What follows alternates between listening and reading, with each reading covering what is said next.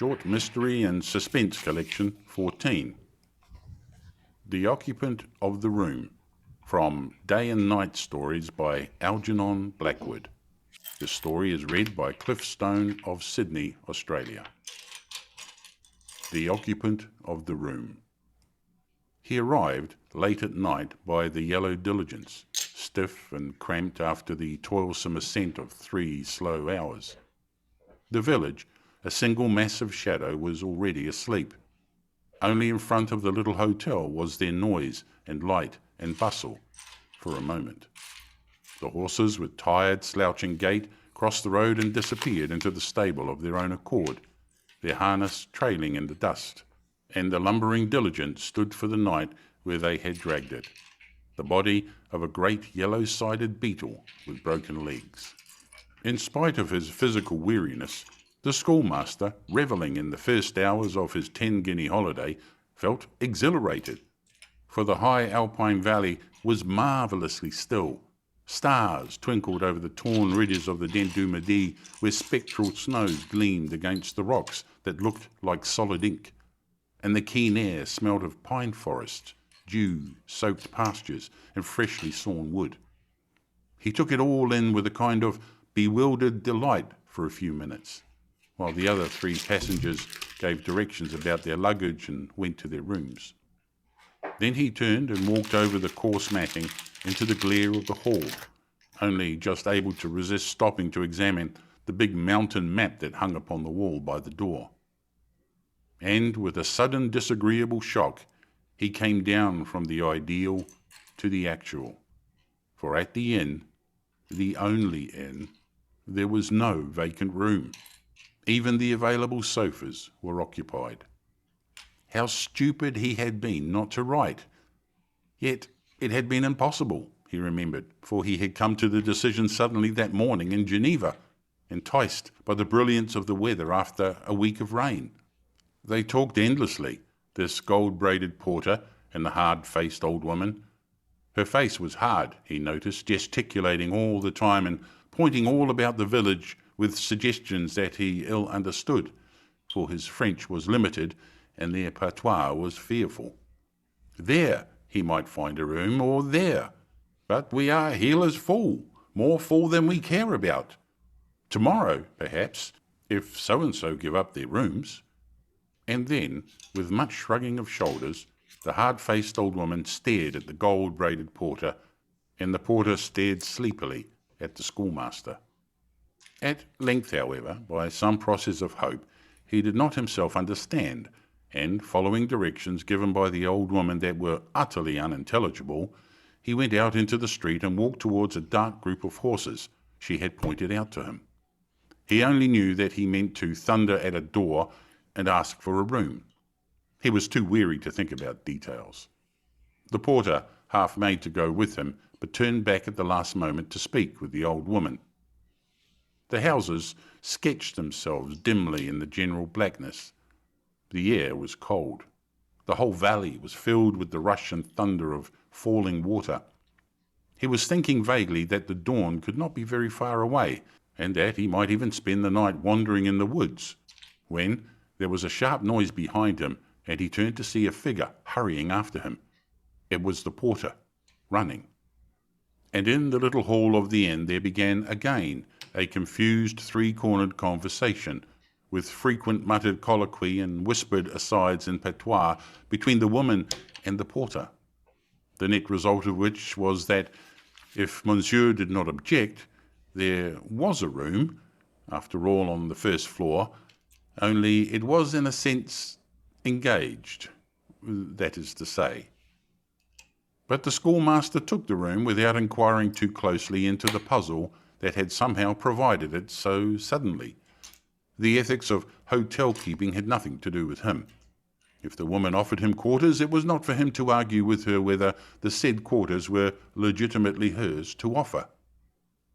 But the porter, evidently a little thrilled, accompanied the guest up to the room and supplied, in a mixture of French and English, details omitted by the landlady.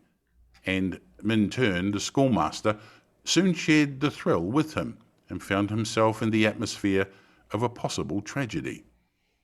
All who know the peculiar excitement that belongs to high mountain valleys where dangerous climbing is a chief feature of the attractions will understand a certain faint element of high alarm that goes with the picture. One looks up at the desolate, soaring ridges and thinks involuntarily of the men who find their pleasure for days and nights together, scaling perilous summits among the clouds and conquering, inch by inch, the icy peaks that forever shake their dark terror in the sky. The atmosphere of adventure, spiced with the possible horror of a very grim order of tragedy, is inseparable from any imaginative contemplation of the scene. And the idea Minturn gleaned from the half-frightened porter lost nothing by his ignorance of the language. This Englishwoman, the real occupant of the room, had insisted on going without a guide. She had left just before daybreak 2 days before. The porter had seen her start, and she had not returned. The route was difficult and dangerous, yet not impossible for a skilled climber, even a solitary one. And the Englishwoman was an experienced mountaineer. Also, she was self-willed, careless of advice, bored by warnings, self-confident to a degree. Queer, moreover, for she kept entirely to herself and sometimes remained in her room with locked doors, admitting no one, for days together. A crank, evidently, of the first water. This much Minturn gathered clearly enough from the porter's talk while his luggage was brought in and the room set to rights. Further, too, that the search party had gone out and might, of course, return at any moment. In which case, thus the room was empty, yet still hers. If Monsieur did not object, if the risk he ran of having to turn out suddenly in the night, it was the loquacious porter who furnished the details that made the transaction questionable, and Minturn dismissed the loquacious porter as soon as possible and prepared to get into the hastily arranged bed and snatch all the hours of sleep he could before he was turned out. At first, it must be admitted, he felt uncomfortable, distinctly uncomfortable. He was in someone else's room. He had really no right to be there. It was the nature of an unwarrantable intrusion, and while he unpacked, he kept looking over his shoulder as though someone were watching him from the corners.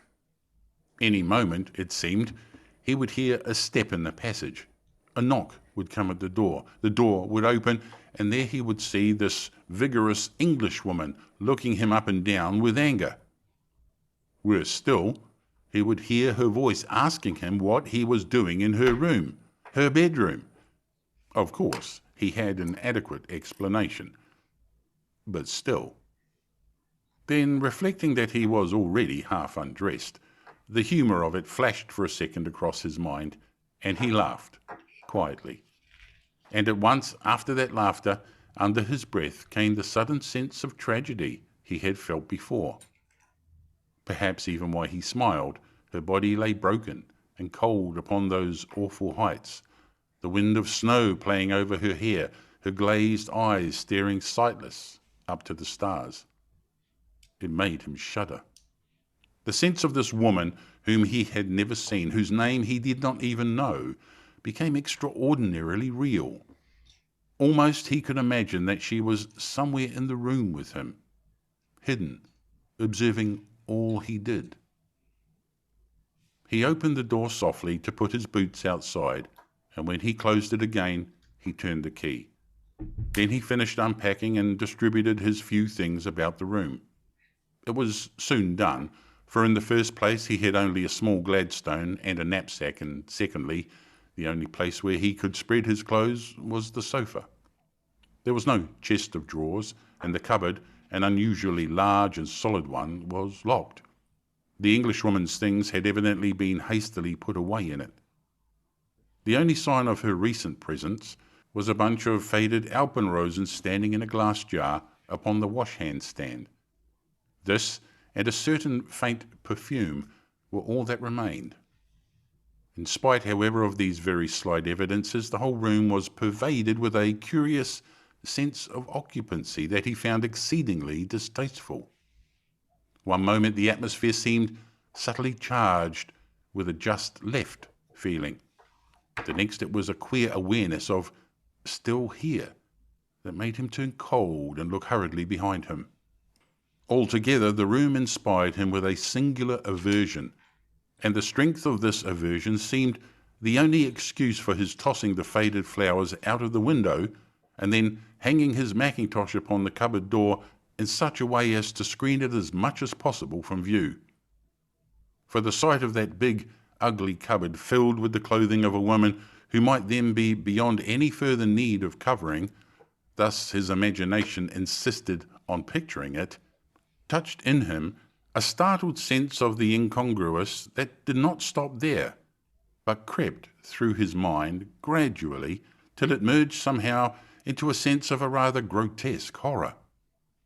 At any rate, the sight of that cupboard was offensive, and he covered it almost instinctively. Then turning out the electric light, he got into bed. But the instant the room was dark, he realized that it was more than he could stand. For, with the blackness, there came a sudden rush of cold that he found it hard to explain. And the odd thing was that, when he lit the candle beside his bed, he noticed that his hand trembled. This, of course, was too much. His imagination was taking liberties and must be called to heel. Yet the way he called it to order was significant, and its very deliberateness betrayed a mind that had already admitted fear. And fear, once in, is difficult to dislodge. He lay there upon his elbow in bed and carefully took note of all the objects in the room, with the intention, as it were, of taking an inventory of everything his senses perceived, then drawing a line, adding them up finally and saying with decision, "That's all the room contains. I've counted every single thing. There is nothing more. Now I may sleep in peace." And it was during this absurd process of enumerating the furniture of the room that the dreadful sense of distressing lassitude came over him that made it difficult even to finish counting. It came swiftly, yet with an amazing kind of violence that overwhelmed him softly and easily, with a sensation of enervating weariness hard to describe. And its first effect was to banish fear. He no longer possessed enough energy to feel really afraid or nervous. The cold remained, but the alarm vanished. And into every corner of his usually vigorous personality crept the insidious poison of a muscular fatigue. At first, that in a few seconds it seemed translated itself into spiritual inertia. A sudden consciousness of the foolishness, the crass futility of life, of effort, of fighting, of all that makes life worth living, shot into every fibre of his being and left him utterly weak. A spirit of black pessimism that was not even vigorous enough to assert itself invaded the secret chambers of his heart. Every picture that presented itself to his mind came dressed in grey shadows. Those bored and sweating horses toiling up the ascent to nothing. That hard-faced landlady, taking so much trouble to let her desire for gain conquer her sense of morality for a few francs. That gold-braided porter, so talkative, fussy, energetic, and so anxious to tell all he knew. What was the use of them all? And for himself, what in the world was the good of all the labour and drudgery he went through in the preparatory school where he was junior master? What could it lead to? Wherein lay the value of so much uncertain toil when the ultimate secrets of life were hidden and no one knew the final goal? How foolish was effort, discipline, work? How vain was pleasure? How trivial the noblest life? With a fearful jump that nearly upset the candle, Minturn pulled himself together. Such vicious thoughts were usually so remote from his normal character that the sudden vile invasion produced a swift reaction. Yet only for a moment. Instantly, again, the black depression descended upon him like a wave. His work, It could lead to nothing but the dreary labour of a small headmastership after all, seemed as vain and foolish as his holiday in the Alps.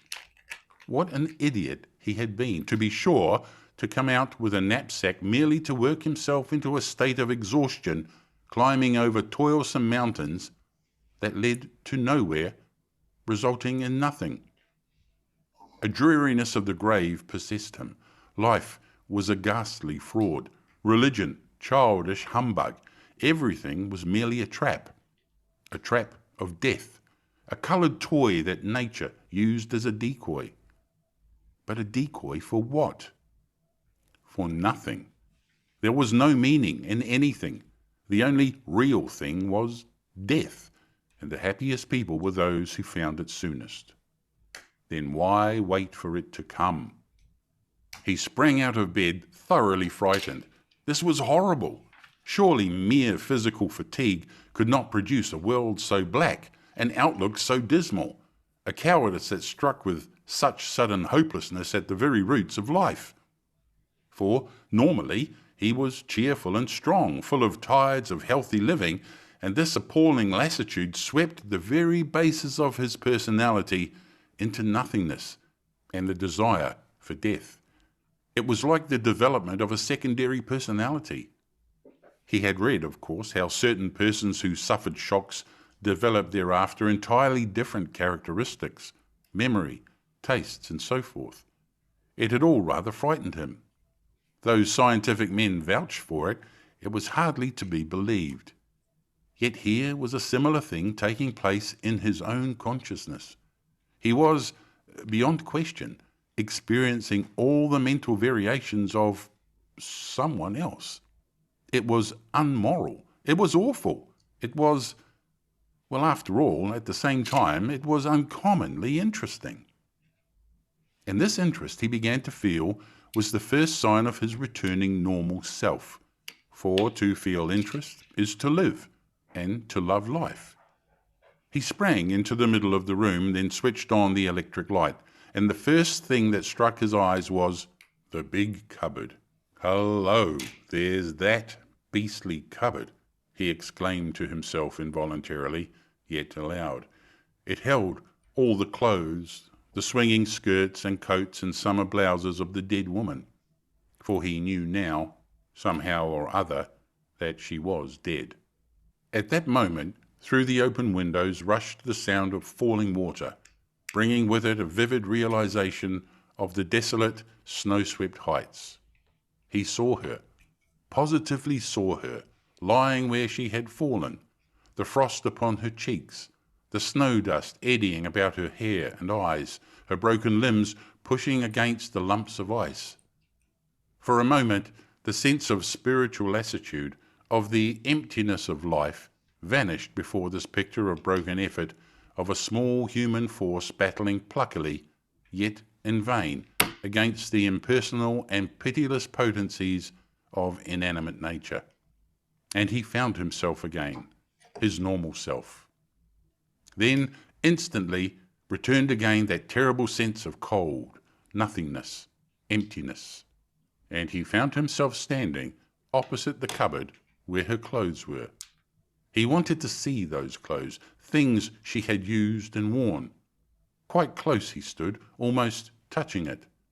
The next second he had touched it, his knuckles struck upon the wood. Why he knocked is hard to say. It was an instinctive movement probably, something in his deepest self dictated it, ordered it. He knocked at the door, and the dull sound upon the wood into the stillness of that room brought horror. Why it should have done so he found it as hard to explain to himself as why he should have felt impelled to knock.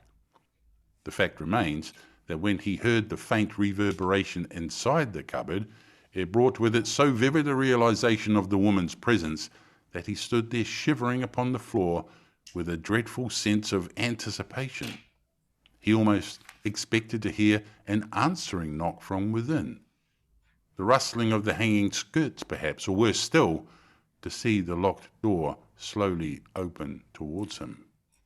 And from that moment, he declares that in some way or other he must have partially lost control of himself, or at least of his better judgment, for he became possessed by such an overmastering desire to tear open that cupboard door and see the clothes within, that he tried every key in the room in the vain effort to unlock it, and then, finally, before he quite realized what he was doing, rang the bell.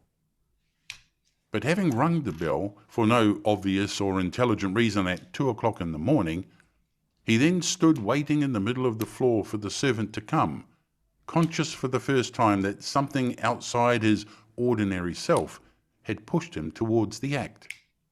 It was almost like an internal voice that directed him, and thus, when at last steps came down the passage and he faced the cross and sleepy chambermaid, amazed at being summoned at such an hour, he found no difficulty in the matter of what he should say, for the same power that insisted he should open the cupboard door also impelled him to utter the words over which he apparently had no control.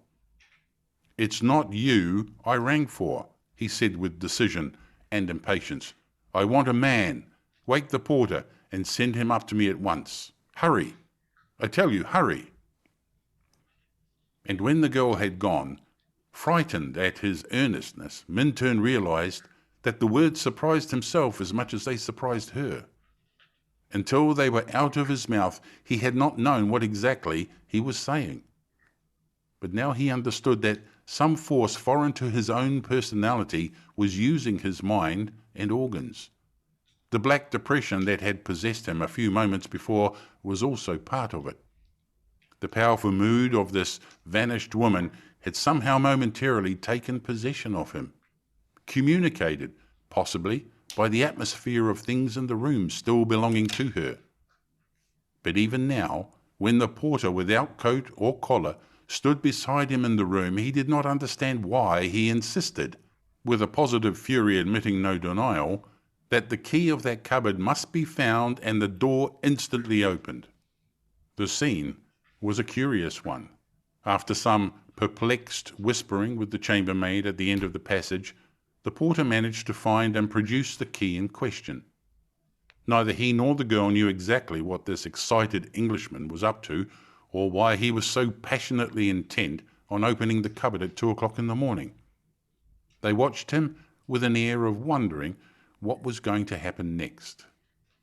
But something of his curious earnestness, even of his late fear, communicated itself to them, and the sound of the key grating in the lock made them both jump. They held their breath as the creaking door swung slowly open. All heard the clatter of that other key as it fell against the wooden floor within. The cupboard had been locked from the inside, but it was the scared housemaid from her position in the corridor who first saw, and with a wild scream fell crashing against the banisters. The porter made no attempt to save her. The schoolmaster and himself made a simultaneous rush towards the door, now wide open. They too had seen. There were no clothes, skirts or blouses on the pegs, but all by itself, from an iron hook in the centre, they saw the body of the Englishwoman, hanging by the neck, the head bent horribly forwards, the tongue protruding. Jarred by the movement of unlocking, the body swung slowly round to face them. Pinned upon the inside of the door was a hotel envelope with the following words penciled in straggling writing: "Tired, unhappy, hopelessly depressed. I cannot face life any longer. All is black. I must put an end to it. I meant to do it on the mountains, but was afraid. I slipped back to my room, unobserved. This way is easiest and best." End of The Occupant of the Room. Thank you for listening.